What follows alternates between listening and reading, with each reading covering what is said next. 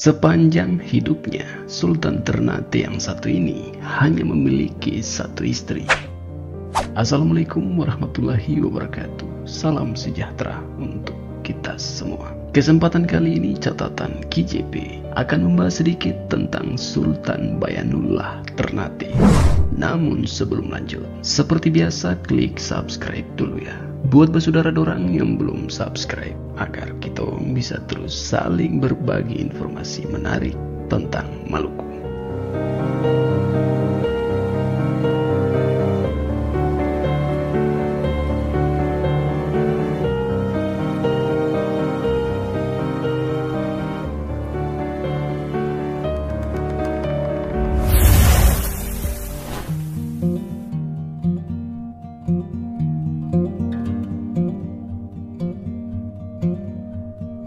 Sultan Bayanullah tercatat sebagai penguasa Ternate kedua yang memakai gelar Sultan setelah ayahnya Sultan Zainal Abidin.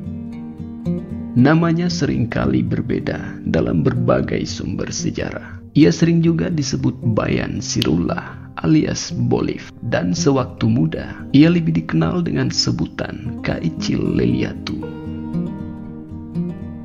Bayanullah dibesarkan dalam lingkungan Islam yang ketat.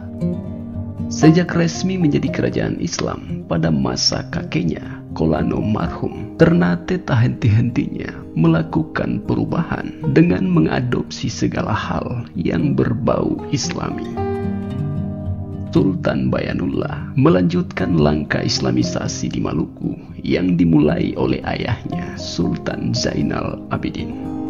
Beliau menetapkan syariat Islam sebagai hukum dasar kerajaan Ternate dan membentuk struktur baru dan lembaga pemerintahan sesuai Islam yang segera diadopsi oleh kerajaan-kerajaan lain di Maluku. Selain itu, beliau juga dikenal sebagai sultan yang mencintai ilmu pengetahuan dan berjasa besar bagi perkembangan Islam di wilayah timur Nusantara, terutama Kepulauan Maluku. Seperti ayahnya, ia banyak mengundang guru-guru Muslim untuk mengajar di Kesultanan Ternate. Ia pun tak segan mempelajari ilmu dari bangsa-bangsa asing yang datang mengenai hal ihwal persenjataan, strategi perang, perkapalan, teknik pembangunan, dan sebagainya. Dalam buku Sejarah Kepulauan Rempah-Rempah, Adnan Amal menulis bahwa ada 4 undang-undang baru yang diterapkan pada masa Bayanullah, yaitu yang pertama, pembatasan poligami. Rakyat Maluku, baik yang sudah beragama maupun yang belum, seperti yang dikeluhkan Franciscus Saverius sendiri, bahwa mereka tidak dapat hidup tanpa poligami. Sultan Bolif mengenakan sejumlah persyaratan berat sehingga secara formal hampir tidak ada celah lagi yang dapat membawa seseorang untuk berpoligami.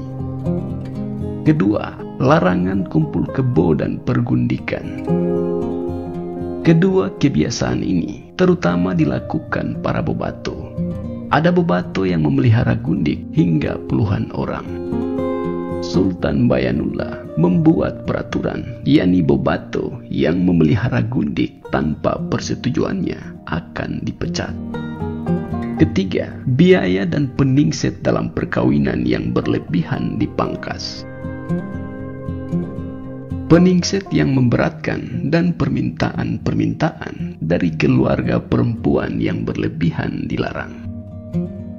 Ia menerapkan syarat ijab kabul perkawinan, baik hal itu dilakukan secara Islam maupun secara adat.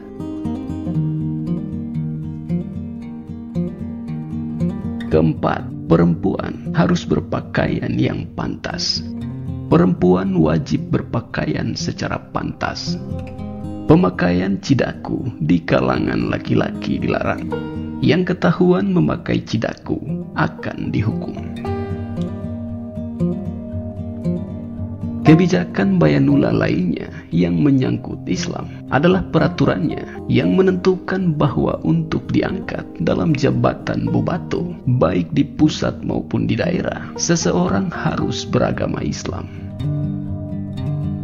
Dengan peraturan ini, hampir semua Bobato kerajaan adalah Muslim. Dengan demikian, melalui pengaruh para Bobato, rakyat Maluku didorong untuk memeluk Islam. Peraturan-peraturan yang dikeluarkan Sultan Bayanullah memperoleh pujian orang barat dan dia dianggap sebagai seorang pelopor sivilisasi rakyat Maluku. Sikapnya yang konkret mengangkat harkat perempuan dalam masalah poligami dan pergundikan oleh orang-orang barat dipandang sebagai tindakan paling maju, cerdas, dan humanis. Bahkan seorang penjelajah asal Itali, Ludovico di Vartema, dalam salah satu tulisannya menyebut Sultan Bayanullah sebagai seorang pria terhormat dari kota Roma. Sepanjang hidupnya, Sultan Bayanullah atau Bayan Sirullah alias Bolif hanya memiliki satu istri, yakni Boki Nukila, yang kelak memimpin Kesultanan Ternate setelah kematian Bayanullah dan tercatat sebagai sultana satu-satunya dalam sejarah Kesultanan Ternate.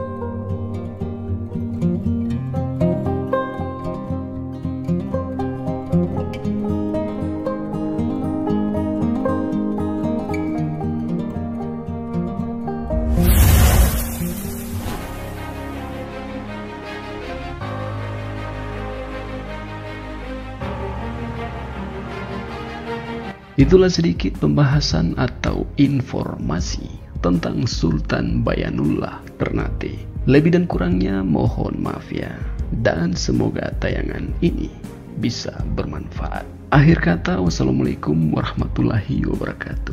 Salam damai.